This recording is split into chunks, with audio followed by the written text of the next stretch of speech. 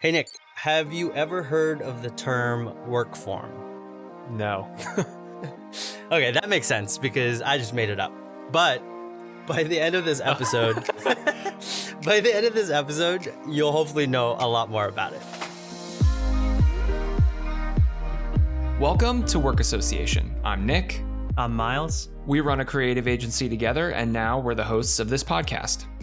Work Association is a show about the intersection between technology, design, and the experience of being a human.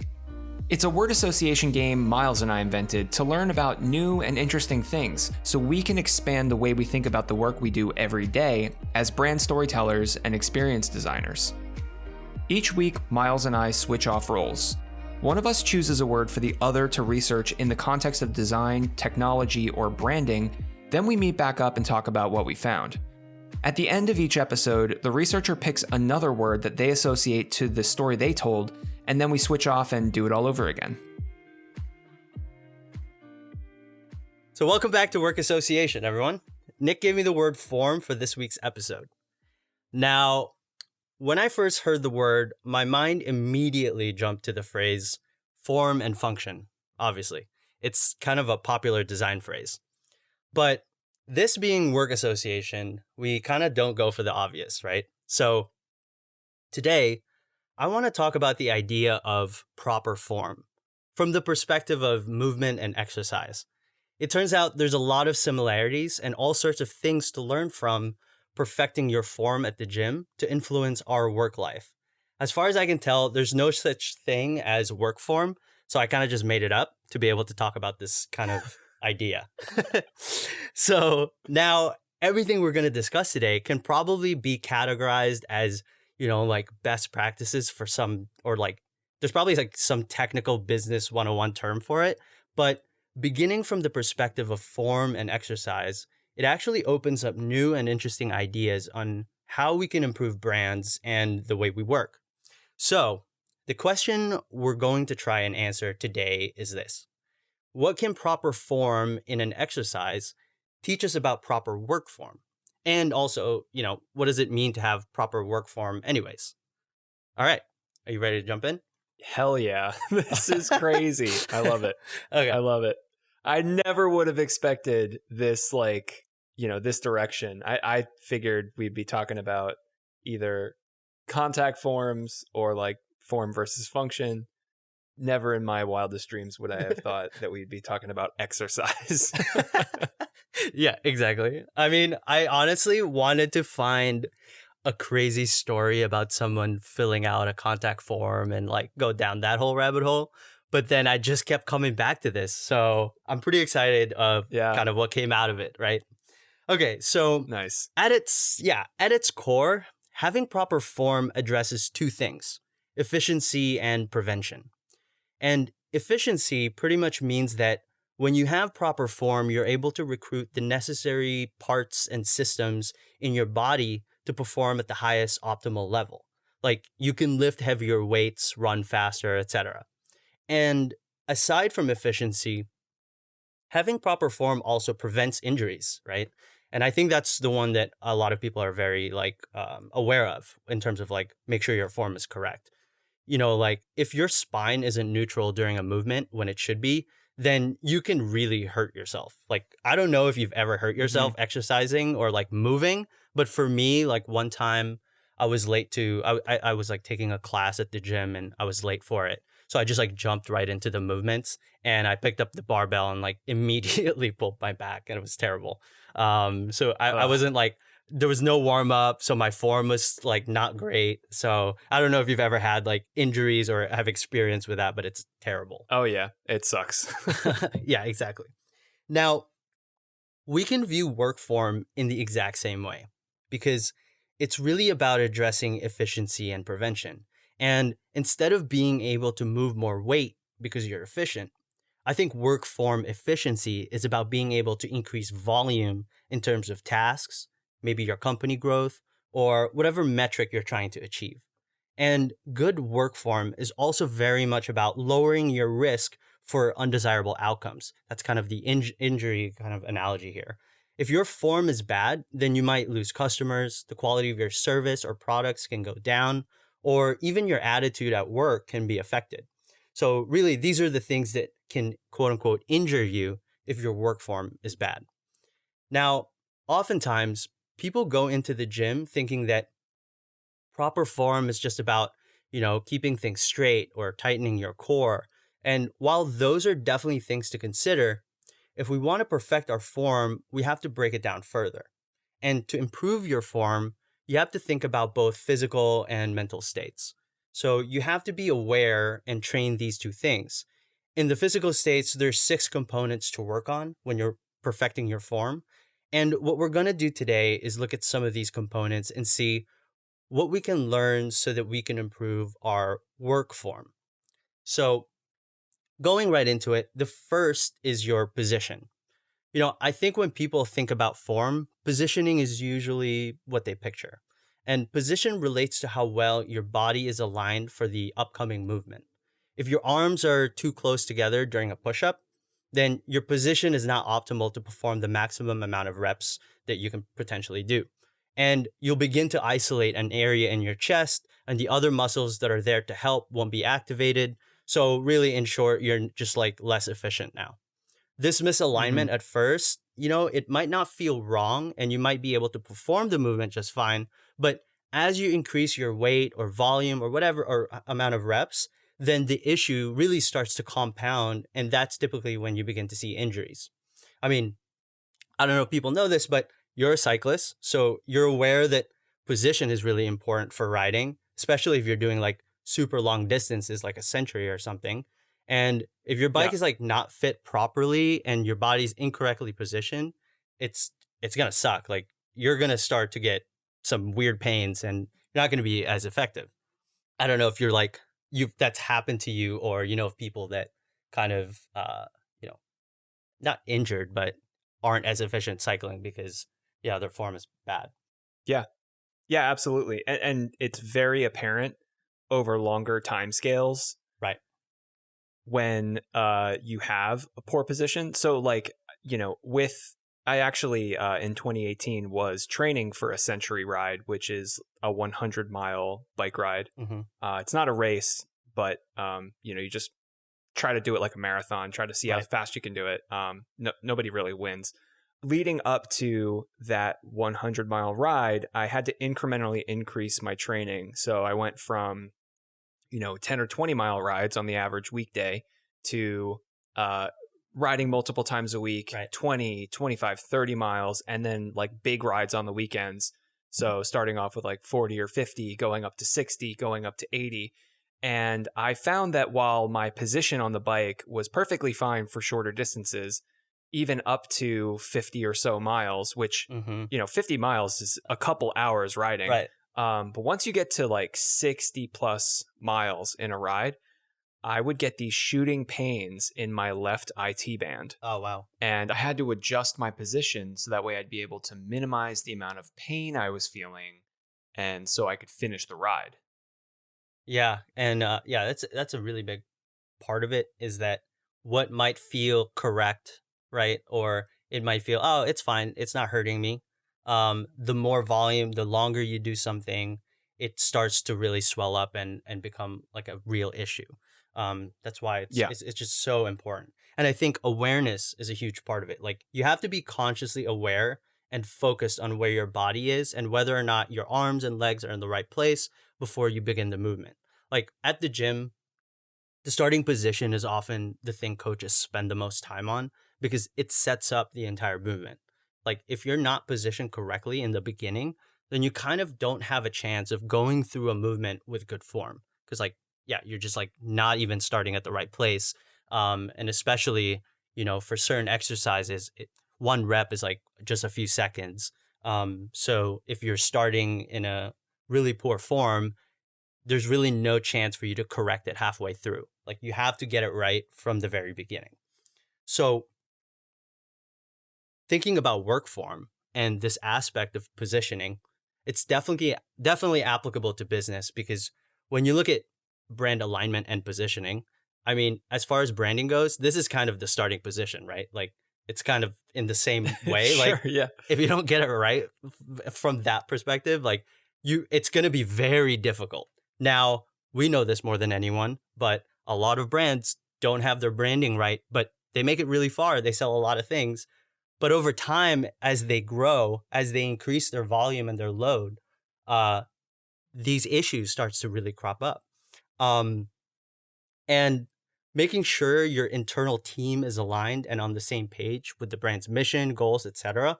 Like those are the things that's going to promote efficiency and prevent all these bad outcomes that we're talking about. And again, it goes back to it. Forum is all about efficiency and prevention. So maybe we could talk a little bit about, when we're approached by brands to help with messaging and communications, like, do you feel that companies understand that internal messaging is as important as external messaging? Yeah, definitely. I think, some of the companies that we worked with have understood that internal communications is important. Many companies don't really think about internal communications as something they need to pay attention to. Yeah. But oftentimes when we are faced with a challenge that a potential client brings to us related to things like a lack of clarity of messaging in the marketplace, a lot of times when we have that type of situation, one of the first questions I'll ask the leadership team is, if I was to go to the people in your company and ask them what your business is all about, to give me sort of the elevator pitch of your company, do you think I would get a consistent answer from everyone in the team? Right. And a lot of times for those companies that have this issue of lack of clarity or misunderstanding, or their customers, not really getting what they do, and companies have that issue, and I ask that question, a lot of times the answer is no, the internal team is not aligned on, the brand's sort of elevator pitch and story. And when we work with those types of clients and help them to develop a really clear communication strategy that is made for both external audiences and internal audiences, and then they effectively deploy that internal messaging to the team, it gets a lot easier for them to tell their story, which means it's a lot easier for their audience to understand that story. When you have like direct communication between a sales team and a customer, and that sales team does not have the story alignment correct, they're just not going to be as effective. Exactly. Yeah. And I think in some ways too, I think this happened to us. If you're not even positioned in the right place, then you have no chance of winning. So like, for example, I remember back in the day, we used to think, oh, we should make sure our Facebook page is like super updated and, that we look good on Facebook and all these things. But like positioning wise, potential customers, like our potential clients, are not shopping around for agencies on Facebook. Like, you know what I mean? Like maybe they use it as a validation to some extent, but like probably not even, right? And over time, we've identified, okay, we need to like put ourselves in like our sales strategy essentially has shifted because we've identified where we need to be able to make the most impact, right? And I think that's like a huge part of when you're thinking about this idea of form and like positioning and setting yourself up for success, being aware of like, where are you? Are you sitting in the right place? And, externally, speaking. But yeah, so like, that's all in terms of like brand and positioning. And we can probably spend an entire episode thinking through how we can, improve our work form by really paying attention to positioning. But the other thing is that, it's not just useful for brands, but for us too, like the people behind the brand. Because at work, I think good form means you're aware and asking yourself, do I have everything in the right place so that I can perform this thing ahead of me in the best and most efficient way possible? I think in our agency, like our designers don't just dive right into the actual act of designing something. Like they don't just start, let's say like we're designing a logo. We don't just start sketching a million logos or like going through that process. we spend a lot of time setting up environments, doing like a ton of research to really understand the project or client. And only once we have the necessary info do we even start sketching. Like there's all of these things that we do before we even get to that point where we're sketching and starting. And this is positioning, and it's an example of good form because being prepared and having all the necessary things in the right place not only makes you extremely efficient, but it also prevents having to waste time backtracking or stopping to like find stuff, which in turn breaks your creative flow. I think when we were starting, we definitely didn't pay as much attention to that, like that discovery and research, all of that due diligence that we do and all of that environment set up to make sure everything's like as ergonomic as possible so that when you get into the thick of it, you have everything in the right place. I mean, for you, maybe you could talk about like before you dive into a brain intensive task, like let's say writing a brand narrative or something like that. Can you talk through your process? Like, do you put music on? Do you get coffee? Like, what are the necessary setup and positioning do you do to make sure you're super productive and laser focused? Yeah, so this is a little bit interesting because I don't think that I'm necessarily going to give an answer that's, the same as many other people. So I have ADHD, and as a result, it's very, very difficult for me to focus. And because of ADHD, like focusing on a singular task is often like nearly impossible. So I actually have to have like a bunch of other things going on. Like listening to music wouldn't necessarily help me. But if there's a video playing in the background where I have like visual stimulus, audio, and then I'm also doing my work at the same time, that's actually pretty helpful. But also for me, I can't like force myself to work on a task.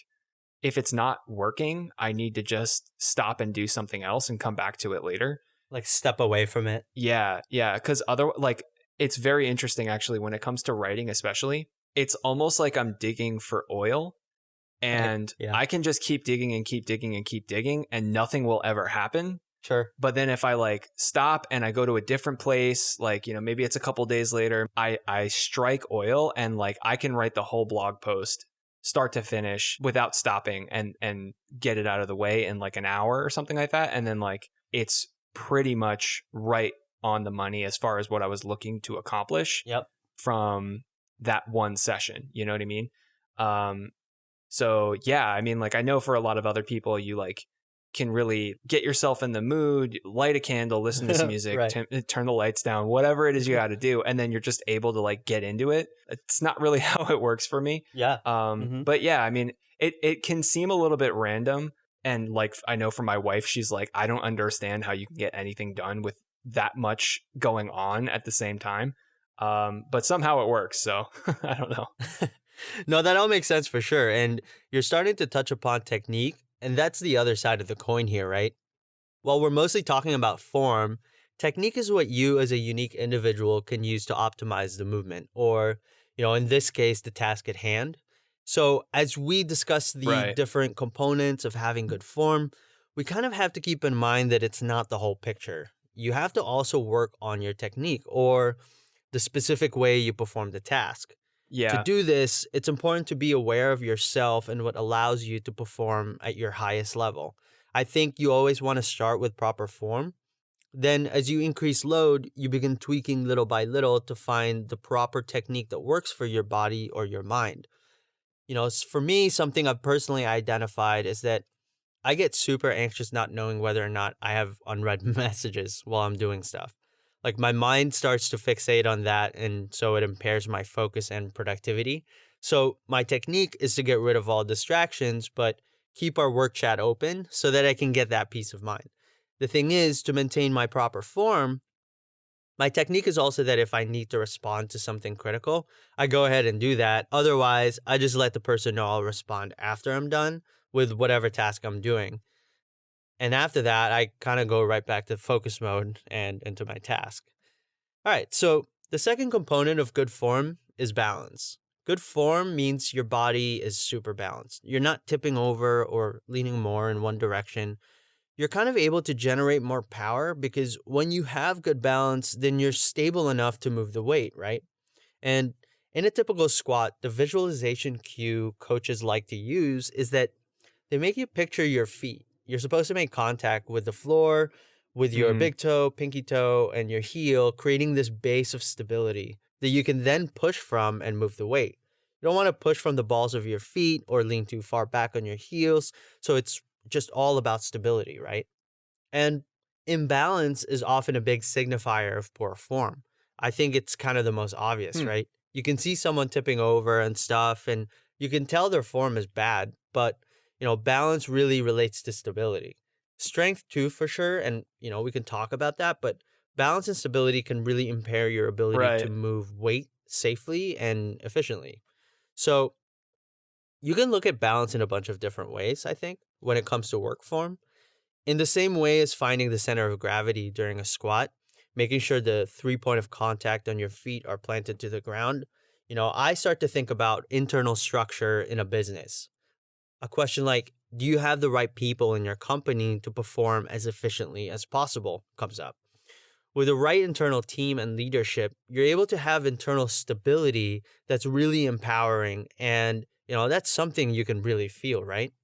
So for our company, we're very much driven by great strategy. And so our team is comprised of interdisciplinary strategic thinkers. And whether it's a designer, a developer, or a project manager, I think we've done a really good job at making sure we have that balance of actual talent for execution and also that strategic approach.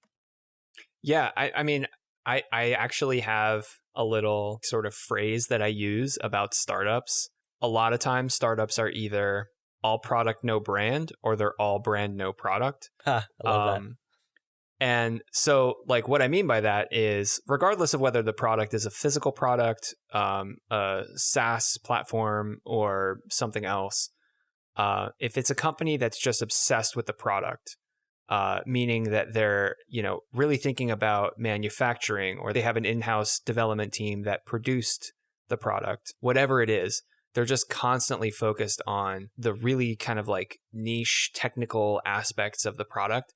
They then don't really care as much about things related to branding or marketing. They think it's important to just like have all the bells and whistles or have this like really, really intricate tech stack or something. And then when you're Right. talking about how to sell that to people, the user experience is clunky and confusing. The brand is not memorable because they, found a logo design on 99 Designs, and like, Right. like they're just not putting enough attention to the story and communications and those kinds of things. And then the opposite can be true, where the company was, maybe founded by some people that had a really great idea, a really kind of like business minded person. And oftentimes they actually don't care enough about making sure that the product is really stable. So, they'll skimp on development, they'll skimp on materials, let's say, for, a physical product. It's all brand and no product. And so they spend, all this time basically being growth hackers. Like, oh, we Yeah. just got to get as many users onto the system as possible to prove, monthly active users to investors, so that way we can raise another round, and like we'll figure out, getting the product right later.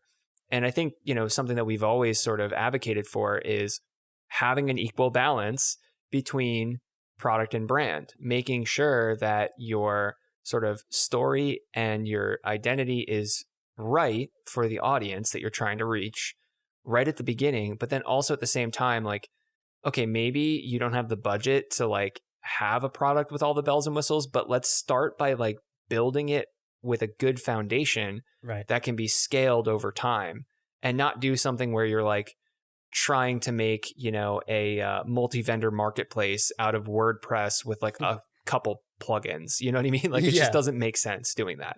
Yeah, exactly. And I think it's not a bad thing if, let's say you're starting a company and everyone in like the founding members are all developers. Like, while you definitely want to find a co-founder with like more of a brand brain, but I mean, this is why our company exists, right? Like, because we get hired to get scaffolded onto teams so that we fill in that gap. I think the biggest point to take away here is like just that level of awareness, right? Like knowing that, okay, I know that right now my company is a bunch of like, we're all just a bunch of really technical people.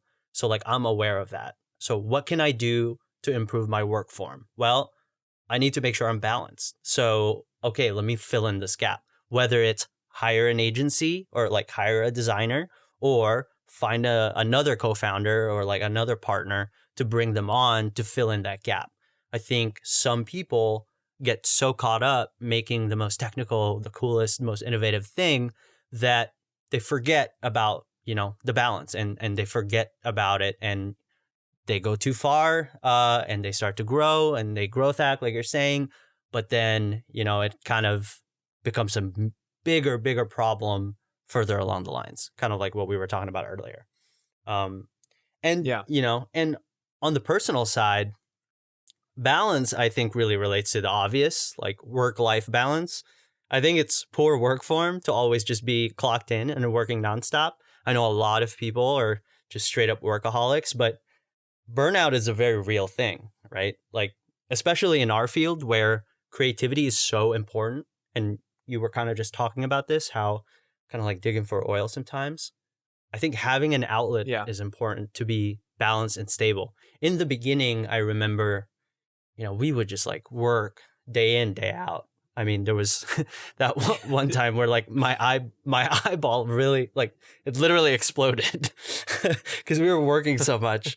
And creativity starts to suffer over time when you're just always clocked in, always trying to squeeze out every ounce of creativity. What are some things that you do outside of work that make you better and more refreshed when you clock in at work? So many things. I'm like, I'm a serial hobbyist. Yeah, that's what it's called. I've been trying to figure out like, what is it called when you're just like learning a new thing because of YouTube or whatever that you've stumbled upon every like month. And that's literally what I do. Yeah. So, okay, I can go through like all of the hobbies that I at some point have spent way too much time like thinking about it or whatever. So like you mentioned before, cycling. I'm also, I like to do yoga as well. I'm also starting to get into gardening. So I've been spending a ton of time learning about how to take care of plants and, how to design a garden and stuff. Right. So right now, I mean, you can't see my room, but it's covered in like little seedlings under grow lights. Oh my God. I'm also really into sourdough baking. Right. I keep a sourdough starter named Mork that I have had for almost 3 years. I'm generally speaking, everything is related to food. I love cooking. And so I like spend a bunch of time, working on like really complicated recipes. Like one time I spent 3 days recreating Momofuku's ramen, including the broth that takes like 24 or 48 hours to make. So, and I think that like all of this stuff on top of like watching YouTube videos about science, all of these things in some way end up getting me, in a good headspace for work that I do outside of work. Yeah. I'm definitely the same way. Okay, so mobility is another physical aspect of great form, and mobility is how flexible you are, essentially. More advanced movements require greater mobility to be able to execute them properly, but if you're unable to go below parallel during a squat, which kind of means that the depth of your squat is low enough that your hip crease is going below your knees, then you're missing out on a ton of potential strength gains. So mobility not only allows you to perform the movement, but it's so crucial for performing a movement effectively to be able to target and recruit the right muscles. I mean, we're all aware of what it means to not be flexible just in everyday life, right? Like the more limber your body is, the less likely you're going to pull a muscle. And I think that's why yoga is so important. Like sitting all day destroys my back and hip flexors. I don't know if you suffer from the same because I literally start getting headaches. Yeah, man. And it's so weird that you can literally get injured from not doing anything, just from sitting. Like, but yeah, so I've got like a special ergonomic chair and all that. And it helps, but yeah, no, it's kind of crazy because I feel like, yeah, I don't know if it's even just about age, but because so much of our work is just sitting at a desk, right? Like all of these issues just starts to go like it just really swell up. The longer you're sitting, if Yeah. you're not taking breaks and things like that, like if you're not stretching, like our art director Max has like a routine of stretching and getting himself limber. Otherwise, he also like experienced that kind of stuff. And this is why like what's it called, like stand up desks are so popular. But my physical therapist was like, when stand-up desks became popular, then people started coming in here with like ankle issues, because Oh because no. people would just be like standing all day and then like they're not moving, so they're just like literally holding the Hmm. same position. I think it's kind of like the bad part of it. You got to be dynamic. You got to be in motion. That's also probably like applicable to work as well. Like you can't just remain static. You Oh, you have to absolutely. you have to be flexible in that way, in order to avoid the injury that comes from stagnation. Absolutely. I think work form mobility is really about just like how rigid you are. And because like obviously being rigid, disciplined, consistency is really important. I mean, that's why you have brand guidelines that tell you what you can and can't do. Sure. But having a great work form, I think, means you're flexible in the right areas so that if some change or movement has to be made because of some factor, you're able to pivot and make that change. Kind of like literally what you're just saying, right? Like Yeah. flexibility, I think, can relate to a bunch of different things. Like one example that comes to mind is in communications, because when it comes to communications, flexibility, I think, is all about whether or not you or a brand can speak to different types of audiences. If you can only speak to your direct audience, that's fine and you'll probably be able to get by. But like just like in the squat, when you can't go below parallel, you're missing out on a ton of potential gains. So great work form means you have the ability to access the right things by being flexible. I mean, yeah, like what advice can you give a brand that has to talk to a technical audience, but at the same time would need to be flexible enough to reach non-technical everyday people? Yeah, sure. This is sort of a piece of advice that I would give pretty much any company, even those that don't have technical audiences. A lot of companies, when they do build out a communication strategy, or even like user experience strategy for their website or something like that, they're thinking about their audience as sort of a monolithic, target customer. And understanding who your target customer is absolutely crucial. Yeah. That's like your primary audience for sure. But what a lot of people don't get right is that your customer is not necessarily this singular persona. You will have most likely many different segments of your target customer. But then in addition, you probably have other audiences that are not in your customer segment that you still need to kind of keep in mind, from the perspective of your messaging, in order to make sure that it's well-rounded and balanced. And so, like, for example, we're currently working with a company that's in the technical space. That they're a platform as a service, and so their target customers are people that are in businesses at the C-suite level.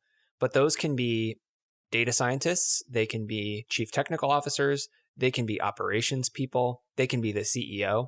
And all of those people, they might all be in the same industry. They might all work at the same company, but they have different things that they're thinking about. They need to hear different messages or see different messages. And so to that end, we also think of messaging as a gradient in Mm-hmm. those types of technical situations. So you may have a couple of stakeholders, one being a CTO and the other being a CEO, and they both are deciders on whether or not to purchase a product. And they're going to be looking at things from different perspectives. So the CEO is going to be more concerned with high level stuff. Is this the right fit culturally for us? Does this make business sense, like from a financial perspective? Is this going to increase efficiency? Maybe that's more of a operations type of role, but Right. they want to hear the story. They want to understand things from that like high level perspective. The CTO is going to be thinking about things from a much deeper level, getting into the nitty-gritty of the details, the tech stack, and what kind of developer documentation is there, and like how robust is the API, and all this other stuff that like the CEO may not know anything about, or even if they do, that's just not what they're focused on. And so when you are thinking about your talking points and you're thinking about, the story that your brand wants to tell in those sorts of environments where there are both technical and non-technical stakeholders, a lot of companies think, should we lean our messaging more technical, or should we go in the opposite direction and be super high level and not, kind of almost dumb our content down, or, whatever it might be. When I'm asked that question, a lot of times I just say, do both. Like, you need to have some level of gradation between the high level and the deep level. So have some messages out there that are on the high level. And then like the more kind of like, if you're thinking of it from the perspective of a website, that homepage is going to be high level, right? The about page is going to be high level. When you dive into your products page or your solutions page or something, it's going to get slightly more complex, but still high level enough that someone like a CEO or, a VP of marketing or whoever is going to understand things. It's not too heady or technical for them to really like get the value. And then as you get deeper and deeper into like features, that's when you really have the ability to kind of like ramp it up a bit on technical speak. Still obviously conforming to the brand's overall tone. But if you can modulate between the two, and have a gradient of technicality to the words that are being used, you'll do much better, than just deciding to go all in one direction or all in the other direction. And then similarly, when I was talking a little bit about having a set of audiences that aren't just customers and have, other types of audiences in mind, those audiences may, again, not be customers, but they may be investors, or they may be industry experts or people in the media that are going to be interested in sort of following the progress of the company. And they need to hear certain messages in order to feel reassured or to feel like something exciting is going on. And so keeping those audiences in mind as you produce communications, that will strengthen the message that's ultimately maybe the main goal is to talk to your primary, your customer audience. But if an investor or, some secondary audience kind of sees that message, they're going to understand it. They're going to pull out of it what they need to hear in order to get excited about the brand. And then they may become a referral. So it's really, really important, I think, to think a little bit more comprehensively about audiences in that way, and then produce messages that are keeping in mind those different audiences and how they may engage with that message. Yeah, totally. And, being mobile is absolutely something you work towards. We all know what would happen if you can't touch your toes and you just out of nowhere bent down to try and quickly touch them. It's going to hurt and probably just won't even work, right? Yep. So mobility can teach us a lot about the importance of progression. One thing I love about the size and culture of our agency is that we're all excited about new tools and technologies when they come out. And not only that, but how we're able to quickly transition from an old tool to a new one. Figma is now the industry standard, or at least the modern standard for product design, right? And we adopted Figma literally when it was, I think, in beta, and we've been using it successfully ever since. And when I talk to other designers at larger agencies, they always say how frustrating it is that they can't just try out new apps.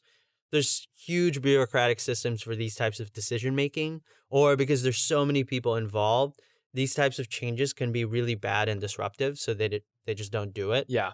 And I don't know if you've also heard or are aware of those types of challenges at other places, because it's almost like companies aren't as agile, and so they can't move quickly. Yeah, and the other side of that is some companies are, maybe a little bit resistant to change, and, they are a bit inflexible, and that can result in issues.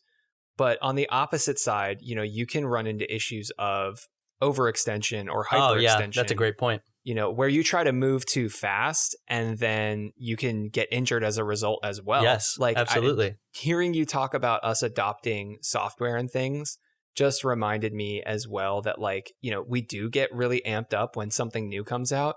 And we literally have to slow ourselves down to not be like, oh, this is a game changer. Let's completely revolutionize the way that we work and, adopt this new software. There are situations very early on in our company where we started like basically completely throwing out the playbook and starting over with like pretty much reckless abandon because we saw like a new software came out and we were just like, this is going to completely change how we do things. Let's just start using the software. And without proper testing, it turns out that there's certain things about that software that just really don't work well, or they make certain processes faster and easier and other processes way more complicated and difficult. And we kind of pay the price by like signing up for this thing for a year that now turns out to be unusable in the way that we thought it was usable. We have to like look at the pros and cons. Let's, vet a couple of other options, see what other software is out there, what features do they have, do a couple trials. And that's kind of that progression that we're talking about where we like set up a plan of, how to slowly adopt and introduce something new. So that way it doesn't totally wreck where we're at and cause a bunch of injury in the process. Yeah. In fitness, the idea of progression is so important in improving your mobility. And there's so much we can learn from it to improve our own work form. In certain movements, especially more advanced lifts like the ones you see in the sport of Olympic weightlifting, you don't just go to the gym and start performing the full movement. You'll definitely hurt yourself, or you just won't be able to do it because it's so complicated. Yeah. And whether you're learning or even just warming up, you have to perform the movement in progressive steps. Progression allows you to train specific phases in the full movement to activate muscles and reinforce the proper form. So progression also allows you to strengthen and train muscles in isolation. I think this means that just because it seems impossible to perform a move or change in your work life or business, it doesn't mean it's actually unattainable, right? If change is difficult for your organization, then make small, almost insignificant tweaks, and over time, build up to the full thing. You won't ever be able to perform a snatch, which is, one of the exercises, at a high level if you don't work on the first pull. It's the same here, right? You might not be able to convince everyone to try Figma, but you can begin using it yourself outside of work, or, you can start showing people at work what you've created and start opening up conversations about the benefits of the software. You essentially become an advocate, right? And then slowly you begin changing people's minds and eventually get everyone on board. I'm not saying it's easy touching your toes. It's definitely not. But through progression, you can achieve pretty remarkable change in an otherwise rigid environment. Sure. Yeah. And again, like the opposite side of businesses that put a bunch of money into producing a product without proper testing, like making sure that there's good product market fit. The opposite can be true. Oftentimes, like we'll be speaking to a new potential client who maybe has a really ambitious sort of idea for what they want their product to be like, but a limited budget. And so, they think, oh, well, I want all of these features now, but I only have, this small budget. Let me just go find an agency that says they can do all of this right, in a smaller budget. And then, they're not necessarily as concerned with quality and things like that. Whereas, the way that we might approach it is to say, listen, your budget doesn't support this scope, but let's create an action plan and wish list items, right? Like, let's think about what's going to drive the biggest impact for your business, what's going to take the most amount of time and energy to produce, and just organize it by things that are quick and easy and things that are maybe super high impact, but maybe take a little bit longer or cost a little bit more. And let's push off the stuff that's, pretty low impact or maybe super high impact, but just like would not be able to fit now because of time and cost constraints. Yep. And, make it into something where it's multiple phases. Phase 1, we do the foundational stuff, the bare minimum to get you out the door. Phase 2, phase 3, phase 4, whatever it is, we constantly are checking to see if the assumptions we're making are true, if we can validate the decisions that we're making. And if not, we make small refinements and tweaks and add new things along the way. When you build a product, when you design a brand and you're not testing it, you're not validating it at the beginning, and you're not kind of making these incremental improvements, again, you're like basing all of your decisions on some initial assumptions that could turn out to be, potentially accurate, but potentially completely inaccurate. And you don't know until you're out in the wild, and then you just spent a bunch of money and now you're not going to get the right return on investment. Yeah. Yeah. So there's, of course, a lot more that goes into proper form, and we could be here all day. But maybe we'll revisit this in future episodes. But I hope, it kind of makes sense to people. And I think that, what we've learned here is that work form is something that you can train and improve upon. The better your form is, the more efficient and, successful you can be. Your form not only makes you efficient, but it actually also reduces the risk for bad outcomes, like what we keep saying, like the quote unquote work injury. And just like at the gym, the act of having good form starts with awareness and asking yourself the right questions. So think about your positioning and alignment. Are you in the right place, positioned optimally to be as powerful and efficient as possible? Ask yourself, are you well balanced so that when you perform actions, you feel stable throughout? And are you working on becoming more flexible, learning in a progressive way so that you can bring about change in a really safe and efficient way, not overextending yourself and things like that? So when you're able to answer these things, when you can perform your work and you reflexively are able to do things correctly, then it'll be pretty clear that you've got yourself some good form. All right. So that's our episode. Hope that was helpful to everyone out there. Yeah. I mean, honestly, man, like, I don't know how we're going to keep this show going. Like, I feel like you really just took the cake there. Honestly, like, that was like listening to a new version of like Dieter Rams' Good Principles of Design. It's like a completely new manifesto on how to approach your business. I know, it's so funny because it all comes from things we already know, right? Like that's why I was able to ask you questions along the way. And it's all of these things that we know, but for some reason, changing the perspective on how you look at it, kind of just you start to see things in a different way, and like, you start to understand like, oh wow, that is why that's important. You know what I mean? It's like learning about it all over again. Right. Yeah. Like contextualizing, people talk about the health of a business all the time, and they're usually talking about it from the perspective of like financial health, like how much cash does the business have in its bank? Is it carrying a lot of debt, that kind of thing. But, when you start to visualize like, okay, we talk a lot about like brand persona and what that means, what's the personality of the business and those kinds of things, the personality of the brand. But then it's all of these other aspects that you can kind of look at from a different perspective and control in a more effective way. Like, again, like you were saying, you kind of already know this, but when it's not top of mind, when you're not thinking about it in a way that's relatable, it's not as easy to like see what the answer is. I think when you kind of think about a brand and a business from this perspective, it becomes a lot easier to understand like, these are the things I'm doing wrong, and here are some things I can do to fix them. Sometimes you have a problem and you don't really know where the problem is coming from. You don't know how to fix the problem. Mm-hmm. But when you understand the root cause of the problem, from the perspective of like physiology, right, it can become a lot easier to,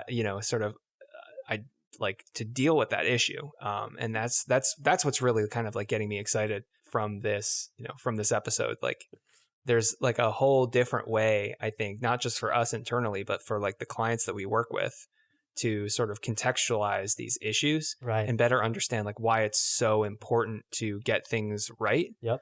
From sort of a form perspective. Exactly. And so like, internal communications can be the solution to external perception of a brand. Like we were talking about before. It's like starting to contextualize it that way, I think, can really help people that we work with kind of see the value in some of the things that, that maybe they previously didn't see value in. Exactly. Yeah. All right. And Nick, are you ready for your word for the next episode? Yeah. The word for you is going to be scale.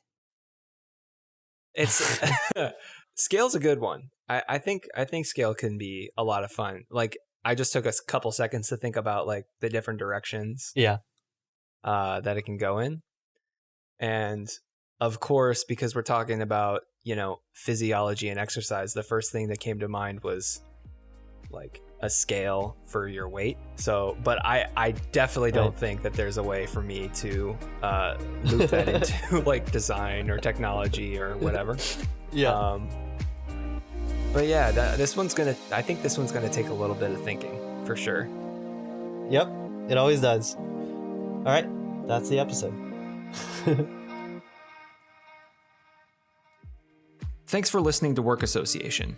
If you like this episode, please subscribe, tell a friend, and give us a rating or review. This show was produced by Max Bangora and hosted by Miles Rojas and Nick Dank. That's me. Work Association is brought to you by Suits and Sandals, a brand communications and creative agency that helps companies tell better stories and create better digital experiences. To learn more about us, go to suits-sandals.com. That's SUITS-SANDALS.com.